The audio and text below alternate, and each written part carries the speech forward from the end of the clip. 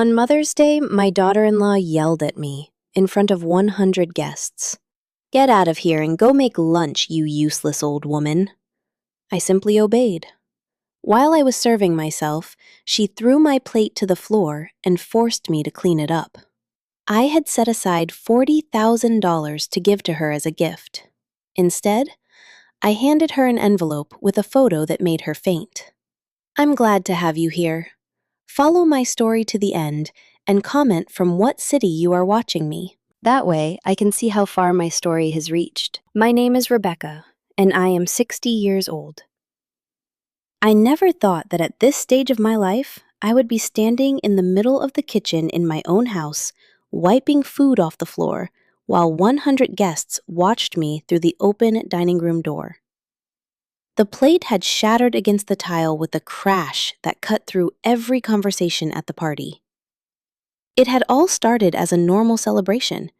It was my son Daniel's 35th birthday, and like every year, Harper had insisted on throwing a massive party. Naturally, I was the one cooking, the one cleaning, the one setting everything up, while she paraded around like the perfect hostess, soaking up compliments for a spotless house and a delicious meal she had never even touched. That morning, I had dragged myself out of bed at 5 a.m. to start the prep work: the roasted turkey, the side dishes, the homemade desserts I knew Daniel had loved since he was a little boy. My arthritic hands ached after 3 hours of peeling potatoes and chopping vegetables, but I didn't care. It was for my son, for the family. Harper had drifted into the kitchen around noon, flawlessly dressed in a white suit that probably cost more than my monthly pension. She watched me working at the stove and twisted her mouth into that familiar look of absolute disgust. "Rebecca, I hope you didn't dump too much salt on the meat like last time," she told me without bothering to say good morning. "My friends are very accustomed to fine dining." I swallowed hard and nodded.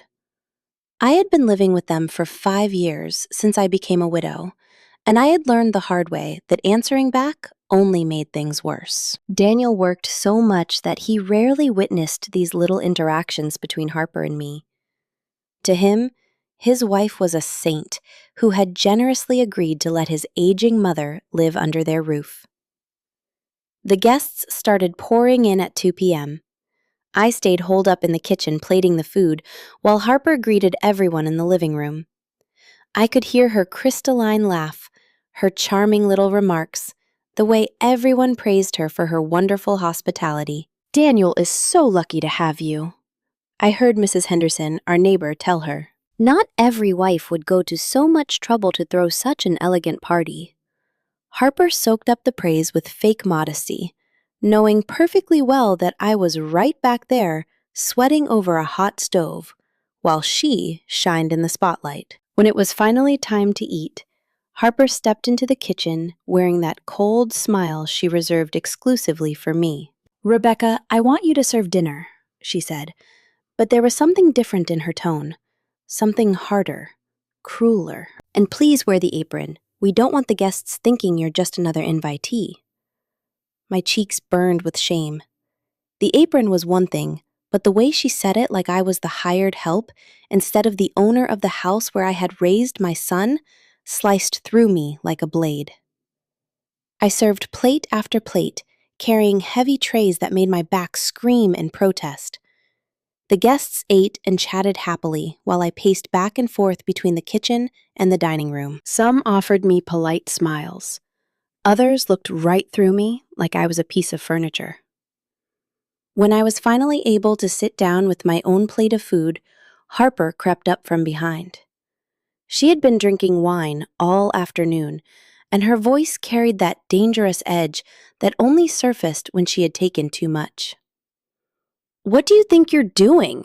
she asked loudly, loud enough to make several guests turn their heads. I'm eating," I murmured, completely caught off guard. "Eating here, with the guests." Her voice climbed another octave. "Rebecca, please. You know perfectly well your place is in the kitchen." The silence that followed was deafening. I could feel the weight of every single stare at that table. My heart started pounding so violently, I thought the whole room could hear it. Harper, I started, but she cut me off.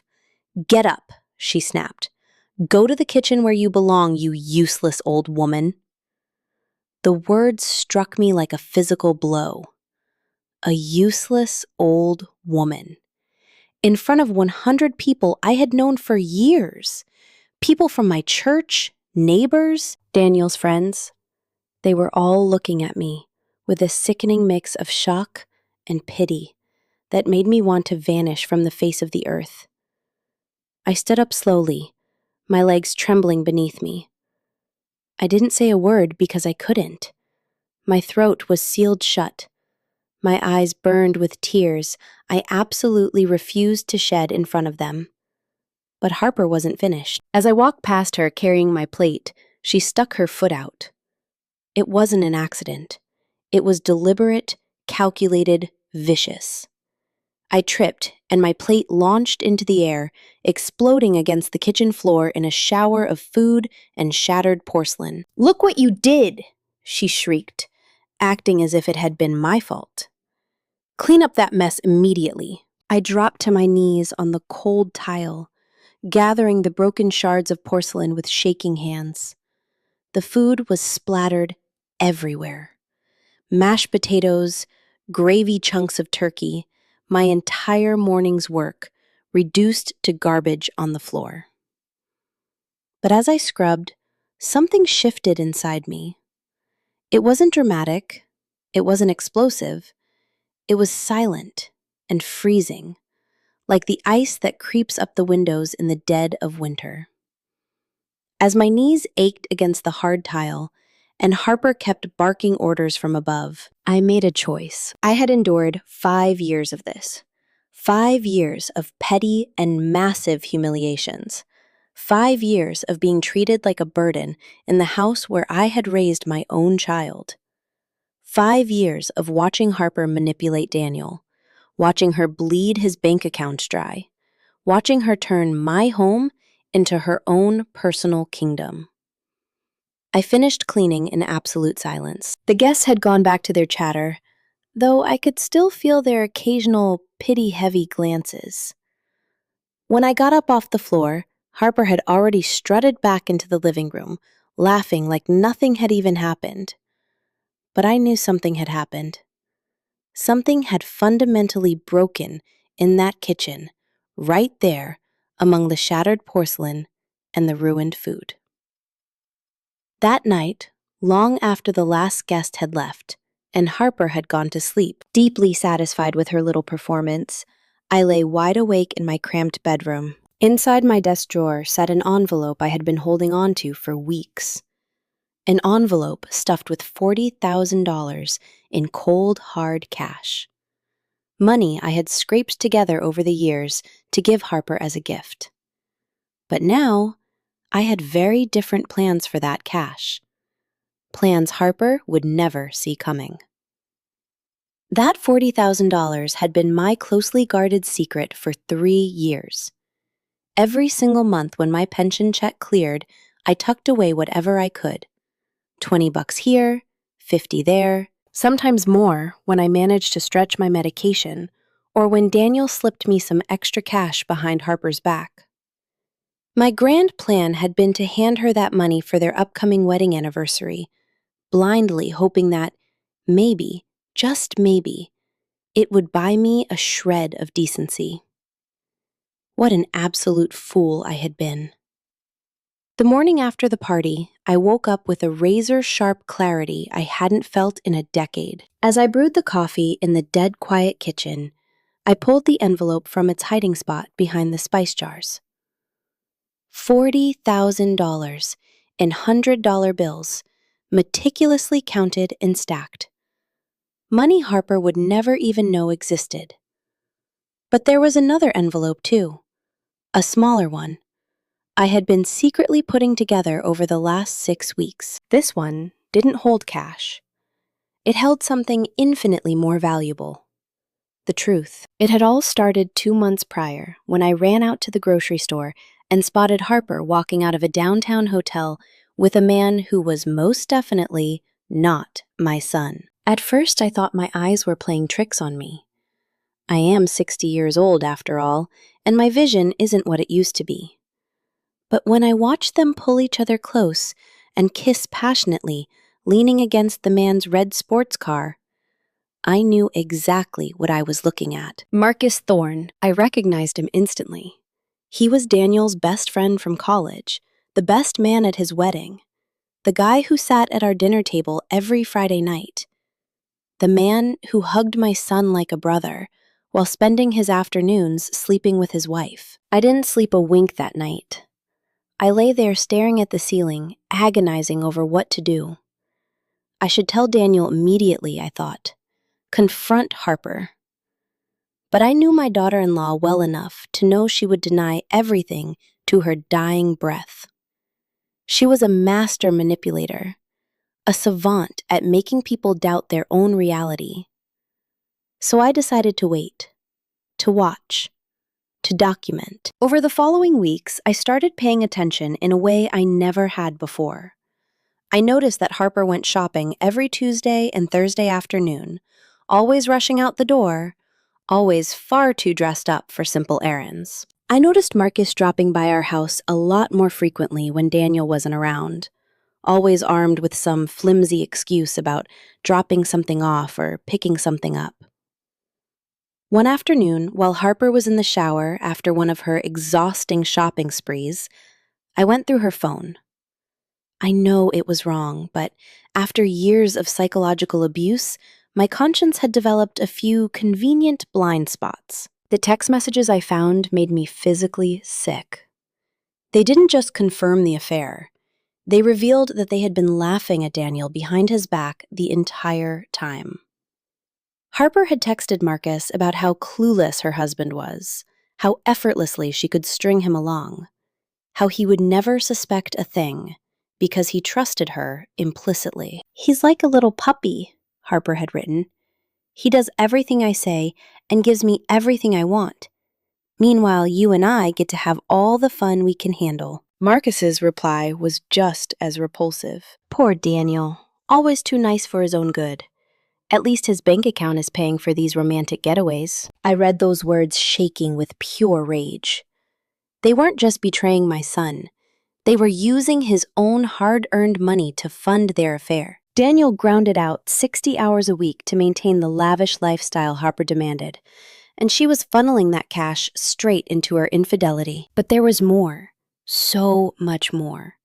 Scrolling further back into their history, I discovered the affair had been going on for over 2 years. 2 full years of lies, of betrayal, of laughing at my son's expense. And the worst part of it all? They had been actively plotting a divorce the moment Harper could secure a massive payout in the settlement. "I just need a couple more years," Harper had texted. "When I file, I'll take half of everything. The house, the savings, the investments. Then we can finally be together, officially, with enough cash to live like royalty." Marcus had replied, "And what about the old lady, Rebecca?" "She's the first to go," was Harper's response. "Daniel can stick her in some cheap nursing home out in the middle of nowhere. I'll finally have my house to myself." A cheap nursing home. After raising Daniel from a baby, after maintaining that house for 5 years, while they lived out their perfect little lives, Harper had already mapped out my doom. A dismal facility where they would leave me to rot, while she enjoyed the empire my son had built. That night, with trembling fingers, I started screenshotting everything. Every text, every photo, every sordid detail of their betrayal. I also started tailing them, discreetly documenting their meetups with a camera from a safe distance. Within 3 weeks, I had stockpiled enough ammunition to obliterate the flawless life Harper had built on a foundation of lies. But I knew I had to play this like chess. I couldn't just dump it all in Daniel's lap at once. Harper was too skilled at twisting reality. I needed the absolute perfect moment. That perfect moment presented itself the morning after the disastrous birthday party, when Harper glided downstairs for breakfast, wearing that smug smirk she had kept plastered on her face since the night before. "Good morning, Rebecca," she cooed with weaponized sweetness. "I hope you learned your little lesson last night. We don't want any more embarrassing scenes, do we?" I stared dead at her while I fixed her coffee exactly how she demanded it. 2 scoops of sugar, a splash of cream, exactly as I had done every single morning for half a decade. "By the way," she continued, sliding into her chair at the table and admiring her flawless manicure, "Marcus is coming over for lunch today. Daniel is stuck in that big meeting until late, so whip up something special. You know how much Marcus appreciates a good home-cooked meal." The irony was so thick it was suffocating. Marcus sitting at Daniel's table, eating Daniel's food, while my son worked himself to the bone to support the woman who was stabbing them both in the back. "Of course," I told her, my voice eerily calm. "I'll make something very special." Harper smirked, deeply satisfied with my apparent submission. She had absolutely no idea that sitting inside my desk drawer, right next to the envelope stacked with $40,000, was another envelope. An envelope containing a single photograph that was about to nuke her entire world. A picture I had snapped the previous week while tracking them to their favorite hotel. A crisp, high-definition, undeniable shot. Harper and Marcus locked in a position that left zero room for interpretation about the nature of their relationship. But that photo was just the opening act. What Harper didn't know was that I was sitting on evidence of something far darker. Something that wouldn't just terminate her marriage, but could very well end her life as a free woman. As I watched her sip her coffee so blissfully arrogant and untouchable, I savored the moment. Very soon, that smirk was going to be wiped off her face permanently. The real truth had actually started unraveling 3 weeks earlier, when I hired Sam Gardner, a private investigator, who ran his operation out of a cramped office above a downtown bakery. It wasn't a choice I made lightly. The $500 retainer I handed him was a massive chunk of my personal savings, but I knew I was out of my depth. Sam was a guy in his 50s, quiet, sharp, and highly efficient. When I slid the first batch of photos across his desk, the ones of Harper and Marcus, he nodded with the weary eyes of a man who had seen this exact movie 1,000 times. "Mrs. Herrera," he had told me, "I understand your situation, but you need to brace yourself. This rabbit hole goes a lot deeper than you think." I didn't grasp what he meant until he called me back a week later, sliding a thick manila folder across his desk that shattered everything I thought I knew about my daughter-in-law. My daughter-in-law's real name wasn't Harper Montgomery, the name she had given us when she married Daniel. Her real name was Crystal Vance, and she was dragging a past she had meticulously buried for 7 years of marriage. "Your daughter-in-law was arrested in Nevada 10 years ago for marriage fraud," Sam explained, tapping a stack of official court records. "She legally married 3 different men over a 2-year span, drained their bank accounts dry before vanishing into thin air." My hands shook violently as I read through the police reports. There were mugshots of Harper, younger, but unmistakably her, listed alongside a string of aliases: Crystal Vance, Sophia Martin, Isabella Rhodes. Every single identity had been precision engineered to trap lonely, highly successful men. "How is this even possible?" I whispered. "Daniel ran a background check before they got married. He's incredibly careful with these things," Sam offered a grim smile. "Your daughter-in-law is a total pro, ma'am. The documents your son looked at were high-grade forgeries. Birth certificates, university diplomas, glowing corporate references. All of it, fabricated by an underground network that specializes in washing identities clean for professional grifters." The file held so much more. Harper had been legally married to a man named Robert Shaw in Las Vegas on the exact day she stood at the altar with Daniel. Technically, her marriage to my son was entirely void. But there was something far more sinister hiding in those pages. There's more. Sam continued, his voice dropping to a gravelly whisper. Your daughter-in-law didn't pull this off alone in Nevada. Her primary accomplice was a guy named Marcus Thorne. The oxygen left the room. Marcus. Daniel's best friend. The best man at his wedding. The man who had been breaking bread at our dinner table for 7 years while actively orchestrating my son's destruction from the inside out. Marcus and Crystal ran the grift together on 3 separate marks, Sam explained. The playbook never changed. She marries the target, he slides in as the trusted best friend. Once they have full access, they bleed the accounts and ghost. Why didn't they disappear after they hooked Daniel? I asked, though a cold dread in my stomach already knew the answer. Because Daniel turned out to be a gold mine, Sam replied flatly. Your son built some serious wealth over these last few years.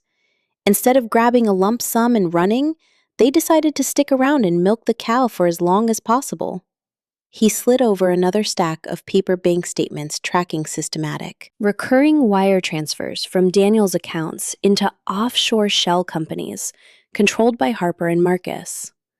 For 7 straight years, they had been siphoning off chunks of money so meticulously small that Daniel never flagged them. 500 here, 1,000 there. All told, Sam said, tapping the final spreadsheet, we estimate they've bled him for about $250,000 over the course of the marriage. $250,000. $250,000.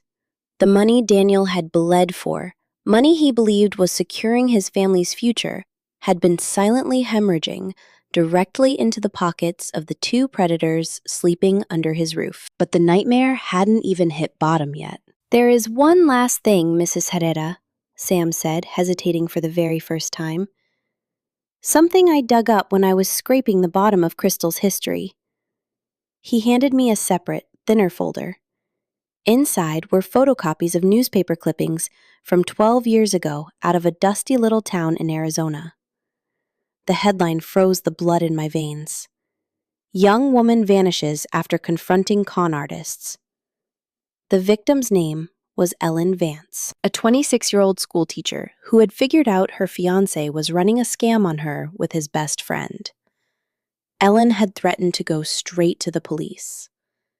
3 days later, she disappeared off the face of the earth. Her body was never recovered. Are you suggesting that Harper... I couldn't force the rest of the words out. I'm not suggesting a damn thing, Sam said carefully. But Crystal Vance and Marcus Thorne were operating in Arizona right around that time using different aliases. And Ellen Vance figured out their game the exact same way you just did. I felt the floor drop out from under me. Harper wasn't just a career con artist. She was potentially something infinitely darker, and I was sleeping under the same roof as her, holding the very secrets that got a woman killed. What do you recommend I do? I asked, my voice barely a rasp. Sam closed the folder with a slow, deliberate motion. Tread very, very carefully, Mrs. Herrera. People like Crystal do not hesitate to do whatever it takes to bury their past. If she even catches a whiff that you know... He didn't need to finish the sentence. I understood perfectly. I drove home that night with the dossier buried at the bottom of my grocery bags. Harper was sprawled on the living room sofa watching TV, giggling at some mindless romantic comedy. She looked so utterly normal, so perfectly innocent. But looking at her now, all I could see was the lethal predator hiding beneath the skin. How was your day, Rebecca? She asked, not even bothering to glance away from the screen. I hope you didn't blow too much cash at the grocery store. You know Daniel stresses about the budget.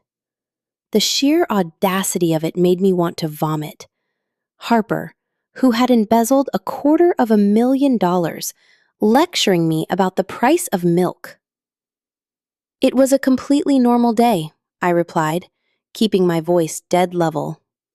Nothing special. But as I climbed the stairs to my room, I knew the game had irreversibly changed. Sitting on my desk, right next to the envelope with $40,000 and the high-res cheating photo I now possessed, the nuclear codes, the absolute, undeniable proof of exactly who Crystal Vance was. Daniel would be home in 2 hours.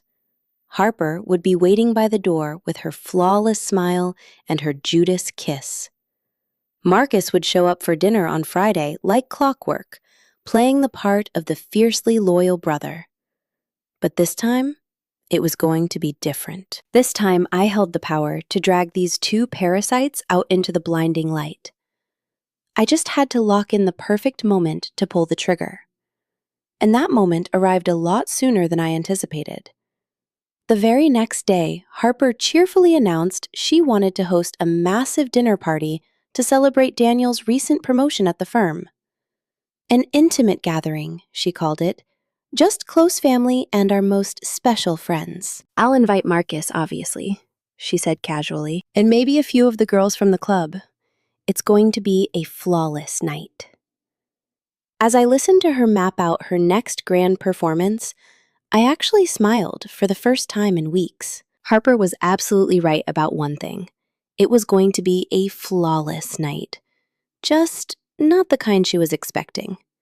The envelope with the cheating photo was still waiting in my drawer, but I now knew that tossing a simple infidelity bomb wasn't going to be enough. I was sitting on a weapon of mass destruction, and when the clock struck 0, I was going to drop all of it. The special dinner was locked in for Saturday night. Harper spent the entire week micromanaging every single detail with the ruthless precision of a 5-star general. She invited 12 people, Marcus naturally a few of her tennis club cronies, 2 couples from the neighborhood, and the senior partners from Daniel's firm, people she deemed critical for her own social climbing. As always, I was completely invisible in her grand design, existing only as the unpaid kitchen staff. For 3 agonizing days, she had me slaving over appetizers, testing complex recipes, and making absolutely sure everything was perfectly dialed in for her big night. Rebecca, I need tonight to be absolutely flawless, she told me Friday morning, scanning her guest list for the 10th time. Daniel deserves to have his success celebrated properly. Daniel's success. The hypocrisy felt like a physical weight on my chest. My boy had burned the midnight oil, working 16-hour shifts for months to secure that promotion, sacrificing his friends, his hobbies, even his time with me, all to feed the beast of Harper's lifestyle, completely blind to the fact that she had been bleeding him dry for 7 years. That afternoon, while Harper slipped out for her weekly spa treatment, which I now knew was her designated hotel time with Marcus, I picked up the phone and dialed Sam Garner. "Are you absolutely sure you want to pull the pin on this tonight?" he asked me. "Once you rip the lid off this Pandora's box, you can't put it back on." "I'm sure," I replied, shocked by the cold steel in my own voice. "My son deserves to know the truth." "All right, I've couriered over the final batch of documents you asked for. Should hit your doorstep this afternoon. And Mrs. Herrera, watch your back. Crystal is a cornered animal, and cornered animals are highly unpredictable." The thick manila envelope arrived precisely at 4 p.m. Inside were the heavily certified copies of everything: the Nevada police reports, the marriage certificates proving Harper was still legally bound to Robert Shaw, the offshore banking wire logs, and even the chilling missing persons file on Ellen Vance. There was also a bonus I wasn't expecting: fresh surveillance photos of Harper and Marcus, snapped just hours ago at the downtown hotel. Sam had followed through on my request for real-time leverage evidence, so fresh they couldn't possibly spin or deny it. As I meticulously arranged the documents in chronological order, a bizarre, icy calm washed over me. After years of feeling like a helpless hostage in my own life, I finally had my hands firmly on the steering wheel. The truth was my weapon, and it was sharpened to a razor's edge. The guests started rolling in at 7 p.m. Harper looked absolutely radiant in a deep blue gown that easily cost more than my monthly rent. She greeted every arrival with overly dramatic hugs and that musical, bubbly laugh she deployed whenever she needed to command a room. Daniel walked in from the office just in time, still wearing his tailored suit, looking utterly exhausted but beaming at the sheer effort Harper had supposedly put in to honor him. My heart physically ached, seeing the raw, genuine gratitude in his eyes as he leaned in to kiss her cheek. "Thank you for putting all this together, babe," he whispered. "I know how much work this took." "Anything for you, my love," Harper cooed, using that sickeningly sweet voice she had perfected over years of sociopathic deception. Marcus, of course, was the final arrival. He strolled through the door, flashing that cocky, bulletproof grin he had spent years cultivating, pulling Daniel into a massive bear hug, like the fiercely loyal brother he pretended to be. "Congratulations, brother," he boomed aggressively, patting Daniel's back with manufactured enthusiasm. "You completely deserve this." "Yeah, you deserve it," I thought bitterly. "You deserve to know your best friend has been stabbing you in the back for the better part of a decade." The dinner played out exactly like every one of Harper's events, flawlessly choreographed, suffocatingly superficial, and packed with painfully forced laughter. I served each course in total silence, a ghost in the background observing the grand theater production from the shadows. During dessert, Harper stood up, her wine glass raised high. "I'd like to propose a toast," she announced, her voice ringing clear across the dining room. "To my incredible husband Daniel, who grinds so hard to give us this beautiful life, and to our dearest friends, especially Marcus, who has been absolute family to us all these years." Everyone raised their glasses. Marcus flashed a brilliant smile and shot a covert little wink at Harper, a micro-expression only I caught. Daniel beamed with pure pride, completely oblivious that he was drinking to his own execution. "And of course," Harper added, locking her eyes dead onto mine through the kitchen doorway, "to family. To those who truly understand their place and their role in our lives." That was the spark that ignited the powder keg. Their place and their role. Like I was the hired help instead of the mother who had raised the man paying for her entire existence. I slowly untied my apron, let it drop to the floor, and stepped out into the dining room. Everyone's head snapped toward me in stunned silence. I never, ever interrupted Harper's dinner parties. "Harper," I said, my voice dead calm, but carrying across the room like a gunshot. "I think there's something you need to see." Her plastic smile glitched for a fraction of a second. "Rebecca, we're in the middle of a celebration. Whatever it is, it can wait." I didn't back down, pulling the thick manila envelope from behind my back. "No, this absolutely cannot wait." The tension in the room was so thick you could choke on it.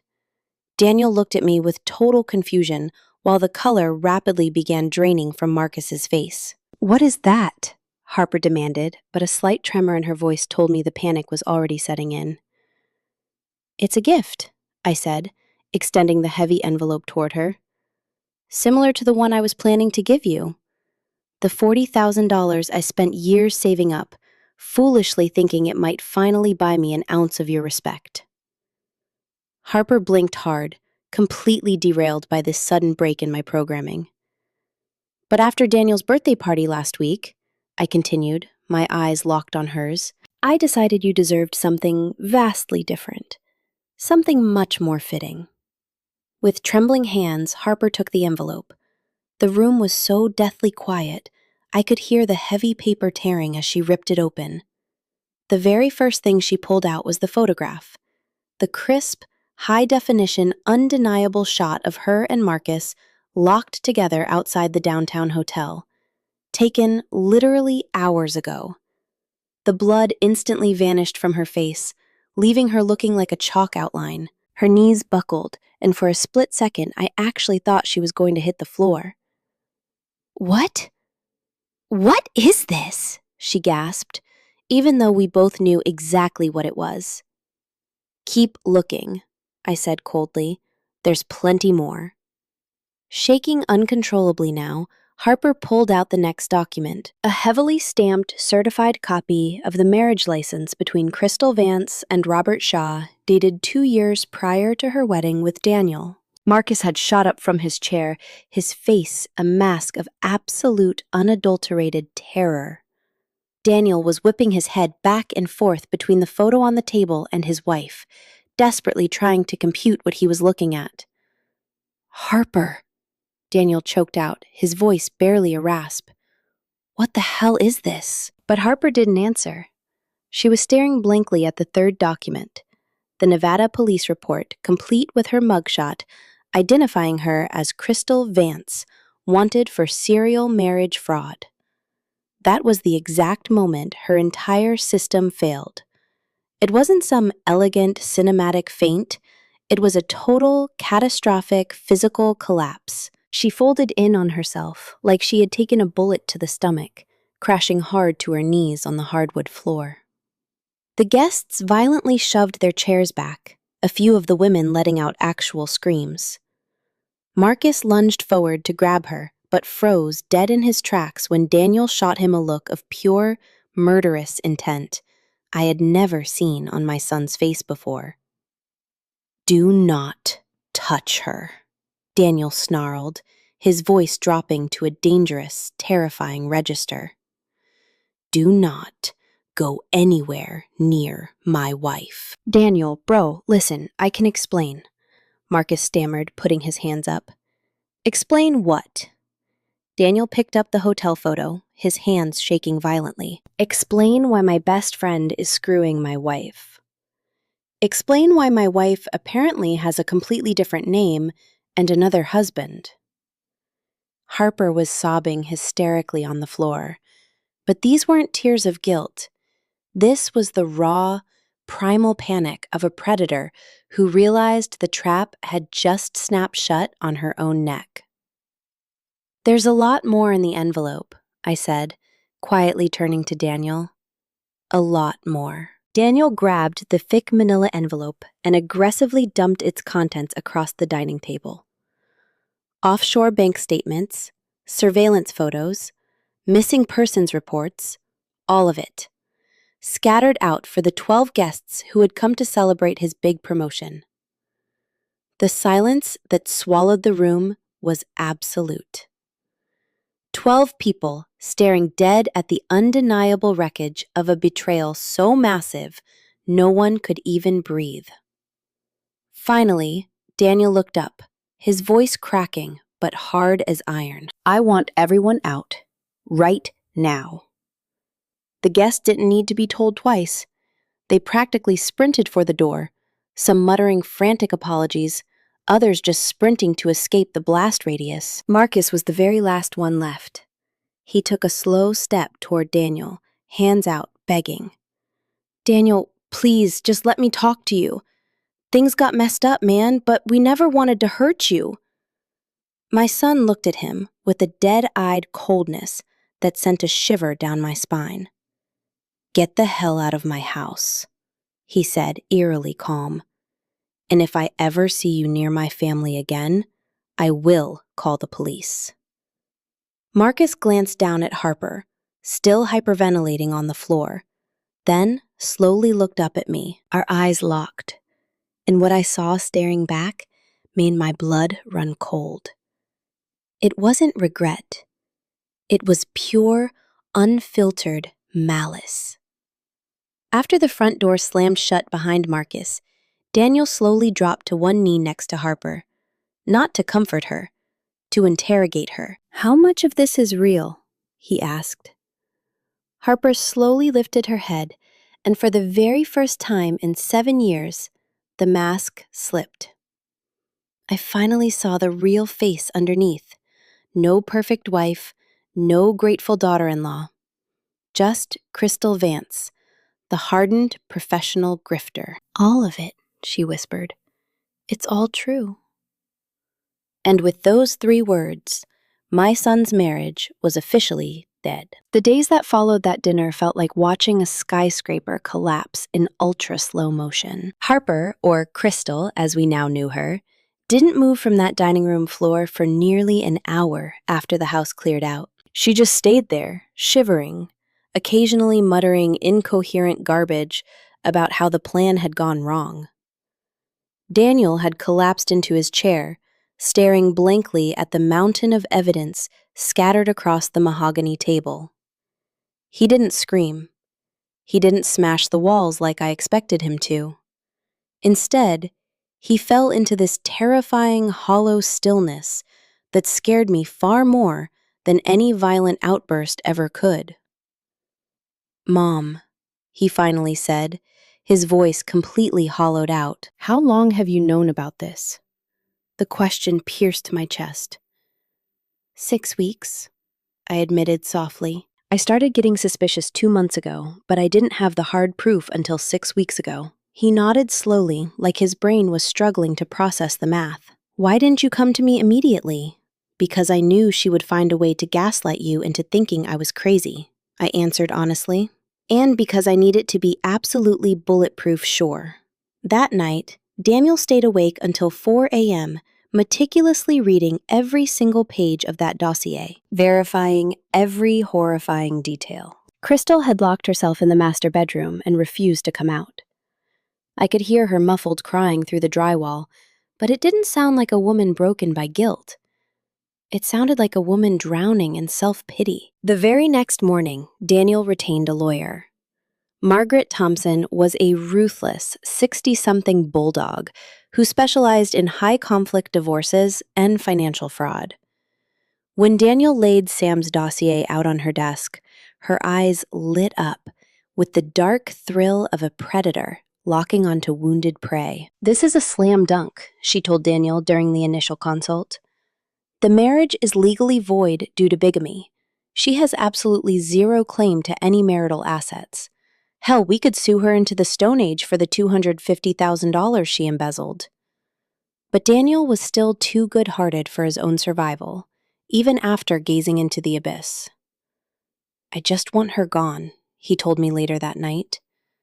"I want her completely erased from our lives." Crystal had been barricaded in that bedroom for 3 straight days when she finally crept downstairs. She looked like a ghost. Eyes swollen shut, hair tangled in knots, wearing the exact same clothes from the night of the blowout. But the second she spotted me standing in the kitchen, a switch flipped in her eyes.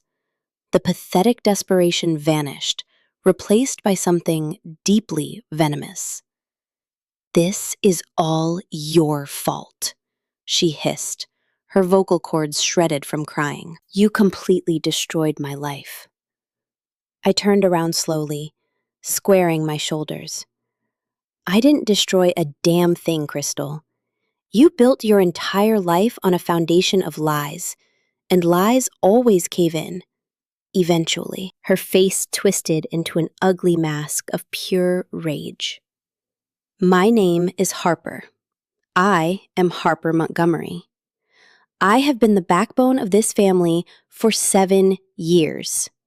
"Your name is Crystal Vance," I fired back, my voice cold as ice.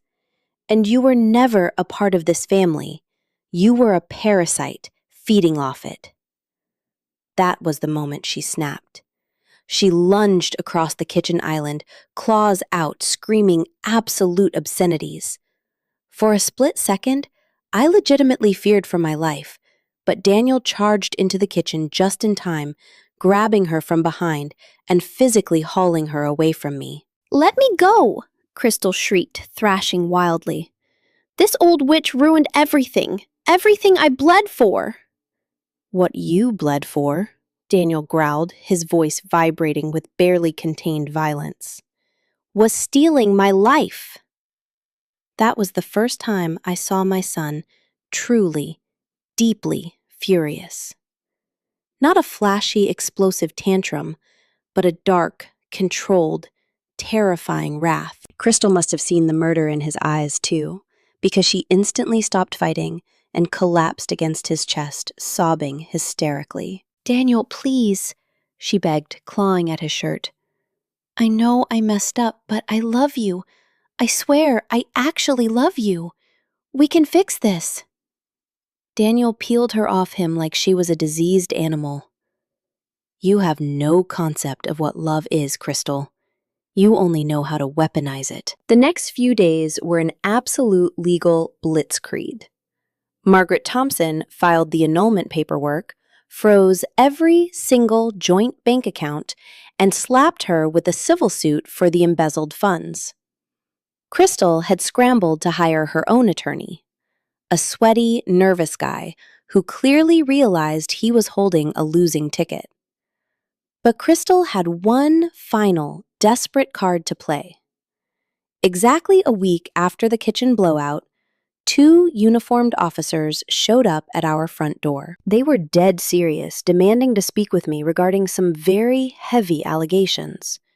Crystal had walked into a precinct and filed a formal complaint, accusing me of stalking her, threatening her life, and fabricating the entire dossier. She claimed the hotel photos were deepfakes, and that the Nevada police records were malicious forgeries. "She's a bitter old woman who never wanted me around," she had told the cops. According to Detective Johnson, her official statement claimed I was trying to blow up her marriage because I was obsessively jealous of her bond with my son. Thank God Sam Garner had seen this exact play coming a mile away. He had already secured legally certified, court-admissible copies of every document, sworn affidavits from the original investigators in Nevada, and digital forensics, proving the hotel photos hadn't been manipulated by a single pixel. The police investigation lasted exactly 3 days before they tossed Crystal's allegations straight into the garbage. But the blowback on her credibility was catastrophic. Her own defense attorney dropped her as a client the second he realized she had been lying to his face about her criminal history. And that was exactly when Marcus crawled back out of the woodwork. He had been laying low for 2 weeks, probably praying the blast radius wouldn't reach him. But the second he realized the ship was rapidly sinking, he decided to throw Crystal overboard to save his own neck. He marched right into Margaret Thompson's office, flanked by a high-priced defense lawyer, offering to testify against Crystal in exchange for total civil immunity. He handed over meticulous ledgers of the offshore wire transfers, hundreds of decrypted text messages, and a hard drive full of evidence linking her to other active scams. "Marcus Thorne is a survivor," Margaret told me after the deposition. "He knew damn well Crystal would take him down with her if he didn't pull the trigger first. His testimony puts the final nail in her coffin." Crystal found out about the betrayal that exact same afternoon. Her reaction was biblical, even by her own unhinged standards. She showed up at the house, screaming like a banshee, hurling lawn ornaments at the windows, threatening to burn the whole neighborhood down. "Marcus and I built this," she shrieked like a lunatic while Daniel calmly dialed 911. "If I'm going to prison, he's coming with me. And you too, Daniel. I'll ruin all of you." But the threats were totally empty. With Marcus flipping on her, her bank accounts frozen, and zero cash to hire a decent lawyer, Crystal had officially been stripped of her fangs. The cops dragged her off the lawn in handcuffs that night for violating a temporary restraining order Daniel had filed earlier that week. She spent 3 miserable nights in county lockup before she managed to scrape together bail. When she finally walked out, something in her had fundamentally shifted. She wasn't the frantic, desperate woman screaming on the lawn anymore. She was something far colder. A woman who realized the game was over and now just wanted to salt the earth on her way out.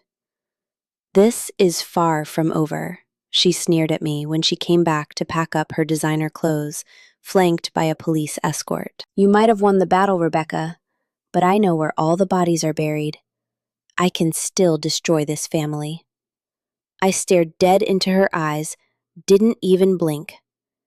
"You have absolutely no power here anymore, Crystal. You're done." She flashed a smile that didn't reach her eyes. "We'll see." 3 days later, Crystal Vance vanished into thin air. She stuffed her most expensive jewelry and designer bags into a duffel bag in the dead of night and simply evaporated. No forwarding address, no goodbye texts. One day she was a nightmare we couldn't wake up from. The next she was a ghost. Daniel found a single piece of paper left on the master bed. "This isn't over. I'll be back when you least expect it." But I knew damn well she wasn't coming back. Crystal was a parasite, and parasites don't waste time on hosts that fight back. Daniel was no longer an easy mark. The naive kid she had targeted 7 years ago was dead and buried. Marcus didn't stick around either. After turning state's evidence, he quietly put his condo on the market and skipped town to another state. He hadn't just lost his partner in crime. He had blown up the only real friendship he probably ever had. For the first time in 7 long years, the house was actually quiet. No more walking on eggshells. No more suffocating tension. No more pretending we were living some American dream when we were actually trapped in a nightmare. Daniel had lost his wife and his best friend in one fell swoop, but he had gained something infinitely more valuable: the absolute truth. And after suffocating under a blanket of lies for a decade, the truth felt like pure oxygen. But I knew the real heavy lifting was just beginning. 6 months after Crystal skipped town, Daniel and I were sitting on the back patio nursing our morning coffees in a comfortable, easy silence we hadn't shared since he was a teenager. The lawn was lush and green. The flower beds I had stubbornly kept alive were finally thriving free from the toxic energy that used to radiate from the house. "Mom," Daniel finally said, breaking the quiet, "I don't think I ever properly thanked you for what you did." I set my mug down and looked at my boy. He had fundamentally changed over these last 6 months. The deep stress lines etched around his eyes had faded. He had put back the 10 pounds I hadn't even realized he'd lost. And for the first time in years, the light was back in his eyes. "You never have to thank a mother for protecting her own," I told him gently. "But I do need to apologize," he pressed, on his voice suddenly thick with emotion. "For 7 years, I let that woman treat you like garbage.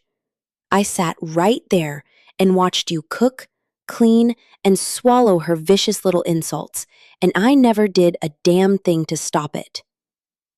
A hard lump formed in my throat. "Were you really in love with her, Daniel? Or did you just convince yourself you were?" "No," he said firmly, shaking his head. "That's a total cop-out. You're my mother. You raised me single-handedly after Dad passed. You worked double shifts just to keep me in college. You bled for me, and I let a complete stranger treat you like a stray dog in your own home." The tears finally spilled over my cheeks. We had talked a lot over the last 6 months, but this was the first time Daniel was completely owning his part in the nightmare. "For years, I lay awake wondering why you never stepped in," I admitted, my voice trembling. "Why you couldn't see what she was doing to me. It got so bad, I started wondering if I was the crazy one." Daniel squeezed his eyes shut, the shame written all over his face. "Jesus, Mom. She was a master at spinning reality. Every time I caught her being cruel, she had the perfect excuse loaded in the chamber.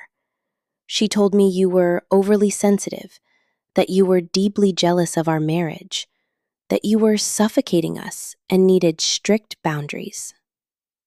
And you bought it? I wanted to buy it, he confessed, looking down at his hands, because it was a hell of a lot easier to blame you than to face the terrifying reality that my perfect wife was a total fraud. We let the silence settle over us for a few minutes, finally letting years of buried resentment float away on the breeze. Do you want to know what the hardest part was? I finally asked. Daniel shook his head slowly. That after everything I sacrificed to build a life for you, after loving you unconditionally from the second you took your first breath, that you chose to trust a woman you'd known for 5 minutes over the mother who had guarded your back your entire life.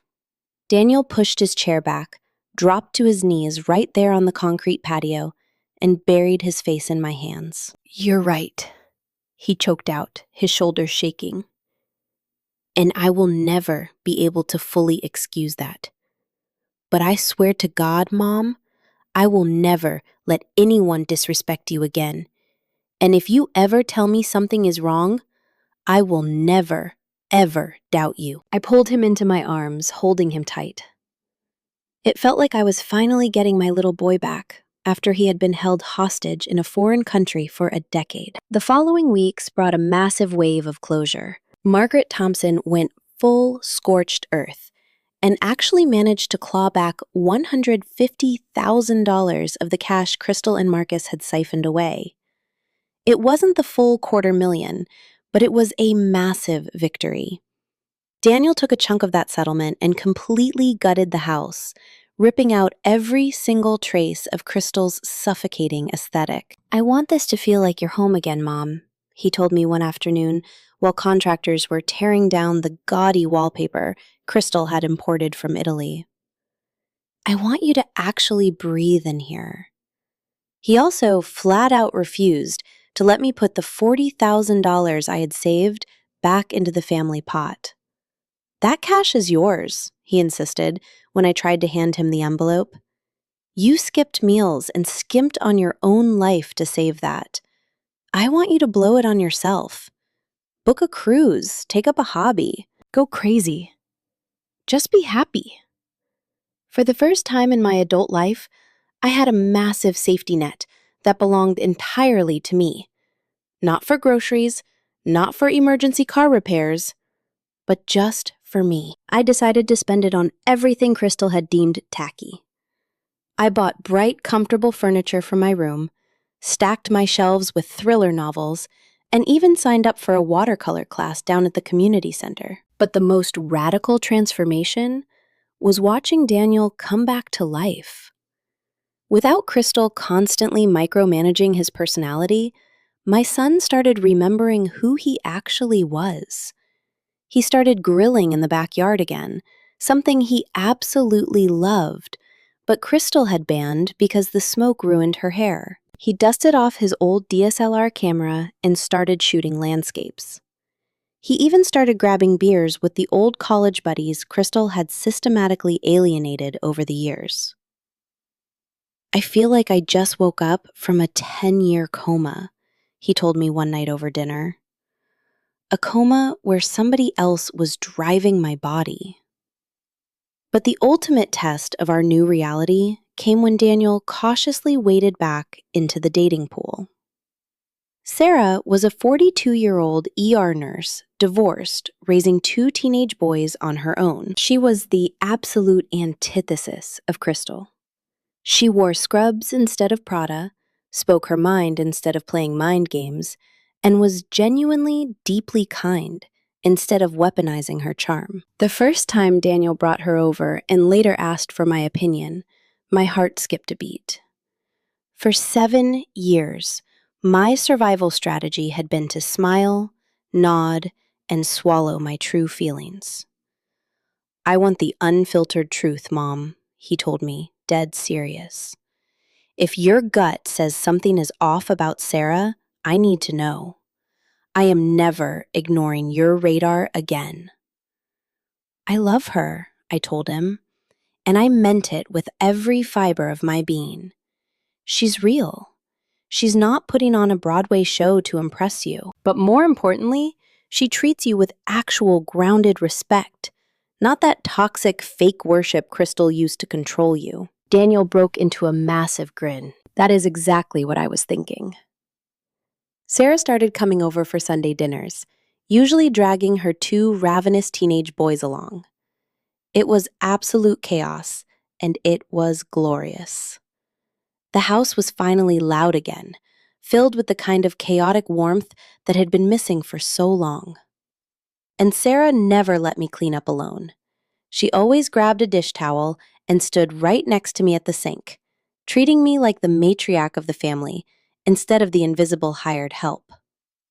"Mrs. Herrera," she said quietly one evening while we were scrubbing a lasagna pan. Daniel told me the whole horror story about his ex. "I just want to look you in the eye and tell you that I deeply respect your place in this family. This is your castle. I'm just lucky to be invited over."